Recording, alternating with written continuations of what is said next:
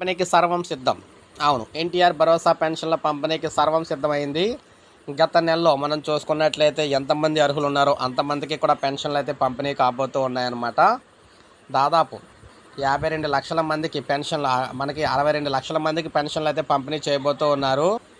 ఈ 62 లక్షల మందికి కూడా పెన్షన్లు అయితే పంపిణీ చేయబోతున్నారు. ఇందులో 2 లక్షల మందికి మాత్రం బ్యాంకు ఖాతాలకు అయితే జమ చేయబోతూ ఉన్నారన్నమాట. 2 లక్షల మంది దివ్యాంగుల్లోని విద్యార్థులు అయితే ఉన్నారన్నమాట. వారికి మాత్రం బ్యాంక్ ఖాతాలకు అయితే జమ చేయబోతున్నారు. అయితే 15,000 రూపాయలకు సంబంధించి ఎవరైతే పెన్షన్ తీసుకుంటున్నారో వారికి ఈ నెల అయితే ఇవ్వబోతూ ఉన్నారన్నమాట. ఎందుకంటే తనిఖీ చేసిన తర్వాత దాదాపు ఉన్న 24,000లోని దాదాపు 10,000 మంది అనర్హులు అయితే ఉన్నారని చెప్పారు. అయినప్పటికీ వారికి ఈ నెల 15,000 రూపాయలు అయితే ఇవ్వబోతూ ఉన్నారన్నమాట. అలాగే చూసుకున్నట్లయితే దివ్యాంగులకు సంబంధించి దాదాపు 8 లక్షల మంది అయితే ఉన్నారు. దివ్యాంగ పెన్షన్లు తీసుకునేవారు, వికలాంగ పెన్షన్లు. అందులో దాదాపు 2 లక్షల మందికి సర్వే అయింది. అందులో మనం చూసుకున్నట్లయితే 37,000 మంది అనర్హులు అయితే ఉన్నారన్నారు.